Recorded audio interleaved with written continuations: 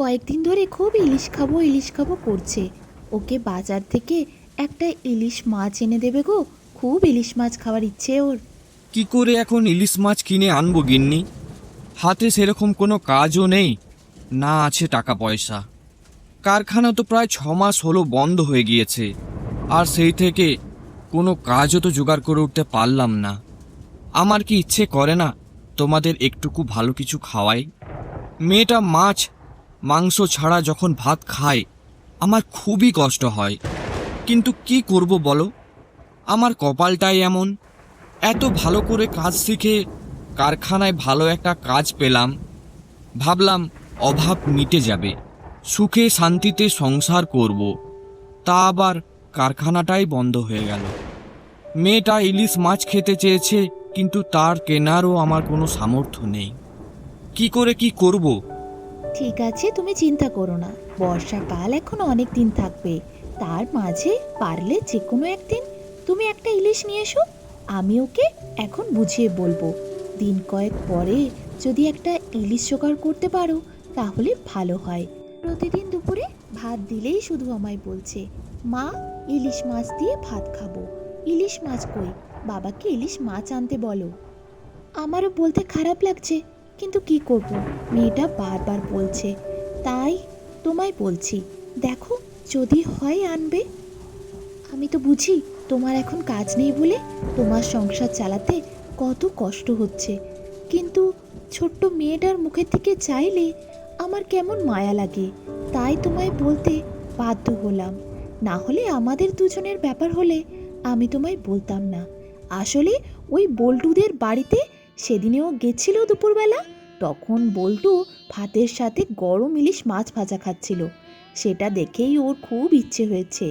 সেই বল্টুদের বাড়ি থেকে আসার পর থেকেই ও শুধু বলে, মা ইলিশ মাছ খাবো, ইলিশ মাছ খাবো।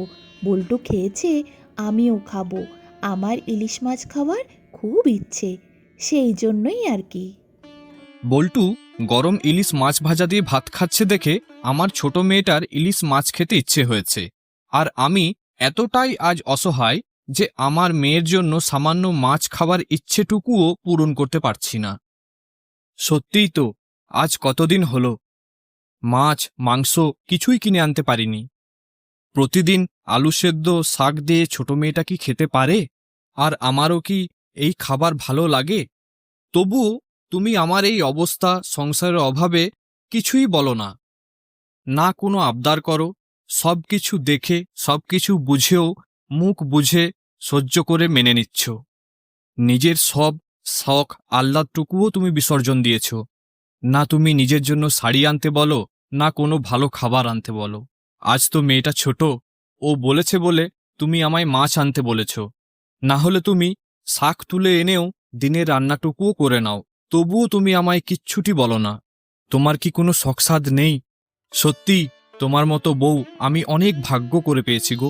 আমি তো জানি এই 6 মাস ধরে তুমি কিভাবে কষ্ট করে সংসারটা চালাচ্ছ। যবে থেকে কারখানা বন্ধ হয়েছে, হাতে না পয়সা আছে, না কোনো কিছু কাজ। কি কষ্ট করে তুমি আমাদের মুখে ভাত তুলে দাও, তা আমি বুঝি গো। এই ছোট্ট মেয়েটার মুখের দিকে তাকিয়ে আমি বাধ্য হলাম তোমাকে বলতে। না হলে আমি ইলিশ মাছের কথাটা তোমায় সত্যি বলতাম না। না না, মেয়েটাকে বর্ষাকালে ইলিশ মাছ খাওয়াতেই হবে। আমি দেখি কাল রামুদার কাছে একবার যাব সকালে। তাছাড়া এতদিন পর রামুদা শহর থেকে ফিরেছে, রামুদার কাছে তো কাজের অনেক খবর থাকে।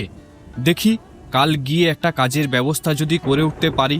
রাতের পরে যেমন দিন আসে, তেমনি দেখবে একদিন এই কষ্টের সময়গুলো পার করে আমরা ঠিক সুখের মুখ দেখতে পারবো। সেদিন আর আমাদের কোনো কষ্ট থাকবে না। ভগবানের ওপর আমরা ভরসা রেখেছি, এটাই আমাদের সব থেকে বড় শক্তি।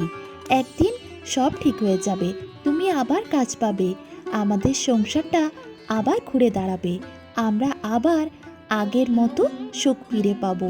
আমাদের সব অভাব একদিন কেটে যাবে গো। বিশ্বাস করো, ভগবান একদিন সব ঠিক করে দেবেন। শুধু আমাদের এগিয়ে যেতে হবে, হেরে গেলে চলবে না। তুমি যেমন প্রতিদিন কাজের চেষ্টা করো, তেমনি কাজের চেষ্টা চালিয়ে যাও। দেখবে একদিন ঠিক একটা কাজ পাবে, তারপর আমাদের সব অভাব দূরে চলে যাবে। মেয়েকে তুমি যা চাইবে তাই কিনে এনে খাওয়াতে পারবে। আজ খারাপ দিন যাচ্ছে তো কি হয়েছে, একদিন আমরা সুখের মুখ দেখব। তা ঠিক বলেছ। জানো, আমারও ইলিশ খুব প্রিয়। বর্ষাকালে বাজারে ইলিশ অনেক আসে, কিন্তু বাবুরা কিনে নিয়ে যায়, আমি প্রতিদিন দেখি জানো। তবে আরও অনেকে কিনে নিয়ে যায়, যেমন সেদিন মদনদা কিনল। সরোজ একদিন ইলিশ নিয়ে হাঁটতে হাঁটতে যাচ্ছিল। বর্ষাকালে ইলিশ মাছ সবাই একবার না একবার খায়। আজ যদি আমার কারখানায় কাজটা থাকতো আর আমি যদি মাইনে পেতাম, তাহলে আমিও কিনে আনতাম। কিন্তু সেই সুখ তো আমার কপালে নেই। আজ এত দুর্দিন এলো যে মেয়েটা মাছ খাবো বলছে, আর আমার টাকাও নেই, কেনার উপায়ও নেই। এই বর্ষাকালে মাথার ওপরে যে আমাদের ছাদটুকু আছে, আমরা যে সুরক্ষিত, এটাই অনেক। ওসব খাবার দাবার ঠিক হয়ে যাবে, তুমি চিন্তা করো না। জানো, ওই যে পাশের বাড়িতে থাকে না শিউলি বৌদি, ওদের ঘরের চাল ফুটো হয়ে গেছে।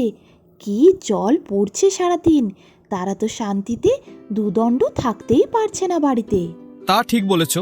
এই বর্ষাকালে আমাদের মাথার উপর ছাদটা আছে, তাতেই অনেক।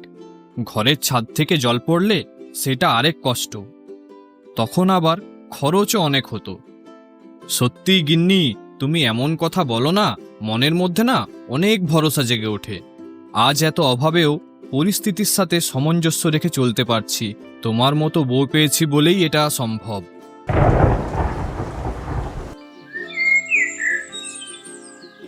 আজ এত আসতে দেরি হলো যে, নাও এবার তাড়াতাড়ি খেয়ে নাও। কাল থেকে কাজে যেতে হবে।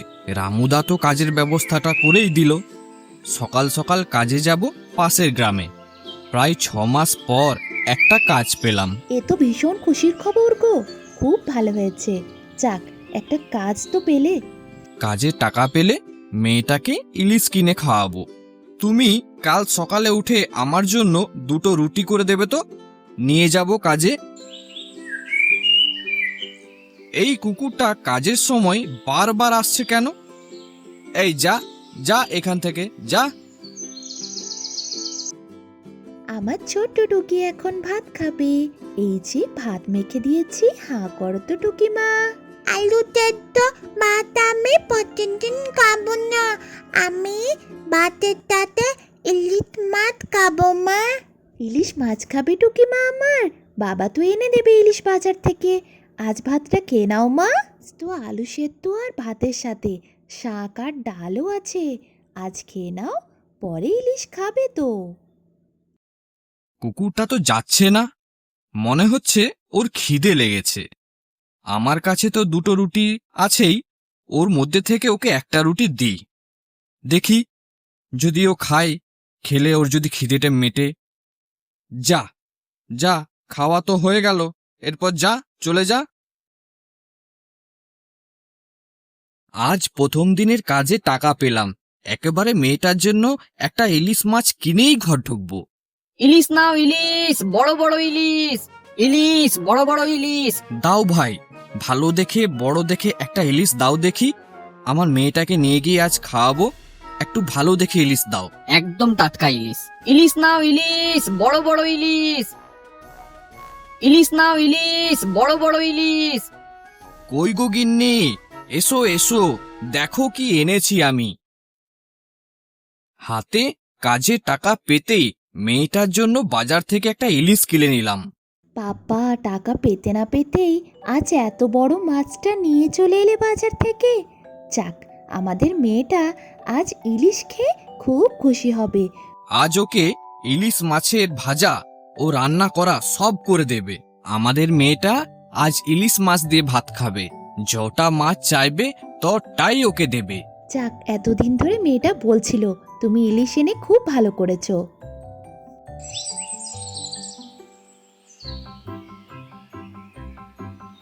এ কি, কুকুরটা আজও এখানে বসে? এই নে তোর একটা রুটি, আমার একটা রুটি, খা, খেয়ে নে, খা, খা বলছি, খা।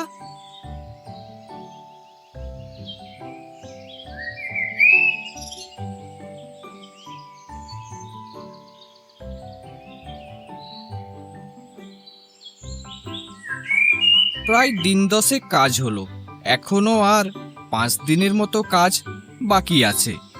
এরপর তো কাজ শেষ হলে কুকুরটাকে তো আর দেখতে পাবো না।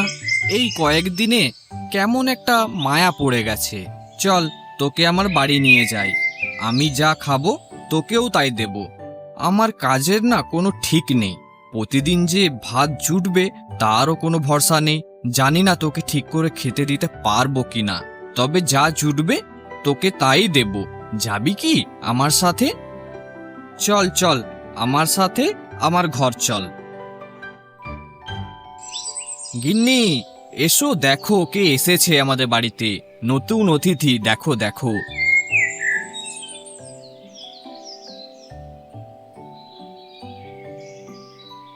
আমি পুকুর কাটার কাজে যেতাম, ওখানেই ওকে পেয়েছিলাম।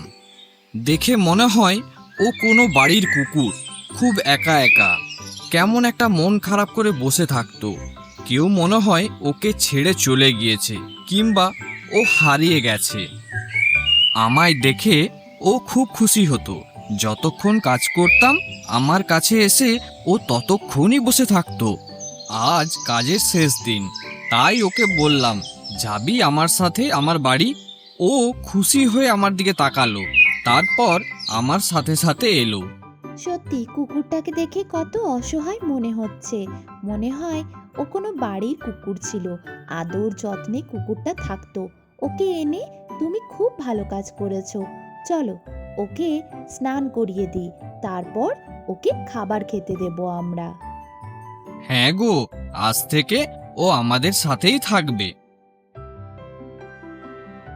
সেই দিনের পর থেকে রতনের সাথে কুকুরটি তার বাড়িতে রয়ে যায়। রতন যেখানে কাজে যেত কুকুরটি তার সাথে সাথে যেত।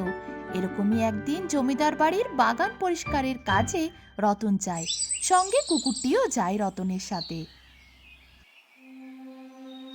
বুঝলে, বাগান পরিষ্কার করা সব লোক চলে এলে তাড়াতাড়ি কাজটা শুরু করে দেবে। ওই লোকটা কে, আর কুকুরটা এভাবে পেলো কিভাবে? যাই তো দেখি। এই কুকুরটাকে তুমি কি করে পেলে? তুমি জানো এই কুকুরটা আমার বাড়ির কুকুর, কত খুঁজেছি ওকে পাইনি। এই কুকুরটা তো আমার সাথে প্রায় 3-4 মাস থাকছে। আমি পাশের গ্রামে প্রায় 3 মাস আগে কাজে গিয়েছিলাম, সেখানে ও ছিল। খুব কষ্ট লাগতো ওকে দেখে। আমি রুটি খেতাম এবং আমার রুটির থেকে ওকেও একটু খেতে দিতাম। তারপর কাজের শেষ দিন মায়ায় পড়ে আমি ওকে বাড়ি নিয়ে এসেছিলাম। আমার ছেলে ওকে অনেক ছোট থেকে মানুষ করে বড় করেছে। আসলে ও হারিয়ে গিয়েছিল। আমরা এক আত্মীয়র বাড়ি গিয়েছিলাম পাশের গ্রামেতে, সেদিন ওকে সঙ্গে করে নিয়ে গিয়েছিলাম। আসলে ও কুকুর না, আমার ছেলের চোখের মণি ও, আর আমাদের বাড়ির একজন সদস্য ও। আমার ছেলে ওকে না পেয়ে কেঁদে কেঁদে অসুস্থ হয়ে পড়েছিল। আজ যদি ওকে পেয়েছি সেটা যদি ও জানে তাহলে ও খুবই খুশি হবে। আসলে কুকুরটা ওর কাছে ওর সন্তানের মতো। সেদিন আত্মীয়র বাড়ি থেকে ফিরছিলাম, এমন সময় বন্যার জল ঢুকে যায় গোটা গ্রামে, হইচই পড়ে যায় গোটা গ্রামে। আর ও ছুটোছুটিতে ওকে খুঁজে পায় না, কোথা থেকে যে কি হয়ে যায় সেটা বুঝতেও পারি না। তবে সেদিন থেকে ওকে অনেক খুঁজেছি, কিন্তু কোথাও পাইনি। তবে তুমি ওকে পেয়েছো, খেতে দিয়েছো, বাঁচিয়ে রেখেছো, না হলে ওর যে কি হতো জানি না। সত্যি আমার পরিবারের অনেক বড় উপকার করেছো তুমি। তোমার মতো মানুষ আজকাল সত্যিই দেখতে পাওয়া যায় না। তোমার অনেক বড় মন। তোমার এই উপকারের মূল্য দেবার মতো ক্ষমতা আমি জমিদার হয়েও আমার নেই। তবে তুমি যদি আমার দেওয়া কিছু টাকা নাও তাহলে আমি খুবই খুশি হব। না না, টাকা লাগবে না জমিদার বাবু। আমরা গরিব মানুষ হতে পারি, কিন্তু ভালোবাসার দাম নিতে পারবো না। ওকে যতটুকু জুটেছে ততটুকুই খাইয়েছি। ওর মায়াভরা মুখটা দেখে ওকে আমি বাড়িতে এনেছিলাম। ওকে 1 মাসে অনেকটাই ভালোবেসে ফেলেছি। সত্যি তুমি অসাধারণ, খুবই ভালো মনের মানুষ একজন তুমি। তা জমিদার বাবু, যদি কিছু মনে না করেন একটা কথা বলবো। ওকে মাঝে মাঝে এসে শুধু দেখে যেতে চাই। ও ভালো থাক। ও যে নিজের বাড়ি ফিরে পেয়েছে, এতেই আমার অনেক শান্তি। সে তো ঠিক আছে, কিন্তু তোমার মতো সৎ ভালো মনের মানুষকে তো আমি ছাড়তে পারবো না। তোমায় কাল থেকে রোজ জমিদার বাড়িতে আসতে হবে কিন্তু। মানে বাবু, বুঝলাম না। মানে আমার এই জমিদার বাড়িতে কাল থেকে তুমিই হবে আমাদের এই জমিদার বাড়ির প্রধান প্রহরী। তুমি এই কাজ করবে? তাহলে আমি অনেক খুশি হব। তোমার মতো ভরসাযোগ্য ভালো মানুষকে এই দায়িত্ব দিয়ে আমি নিশ্চিন্ত থাকব। আর মাইনে নিয়ে তুমি একদম চিন্তা করো না। তোমার মাইনে যা হওয়া উচিত তাই হবে। তাতে তোমার পরিবার সুখ শান্তিতে ভরে উঠবে। আর জমিদার বাড়িতে থাকলে আমাদের কুকুরটাও তোমাকে প্রতিদিন দেখতে পাবে। যা দেখছি এই কয়েক মাসে তুমি ওকে যেমন ভালোবাসা দিয়েছো, ও তো দেখছি তেমনই তোমাকে ভালোবাসে। তোমায় দেখে ও খুবই খুশি হবে। তাহলে তুমি কাল থেকে কাজে এসো। এরপর থেকে বর্ষাকাল এলে অনেক ইলিশ মাছ এনে তোকে খাওয়াবো রে মা। আর আমাদের কোনো অভাবই থাকবে না। জমিদারের বাড়িতে কাজ পেয়েছি বলে কথা। এরপর কাজ পেয়ে রতনের জীবনে আবার সুখের দিন ফিরে আসে। বউ নিয়ে মেয়ে নিয়ে রতন খুব সুখে সংসার করে।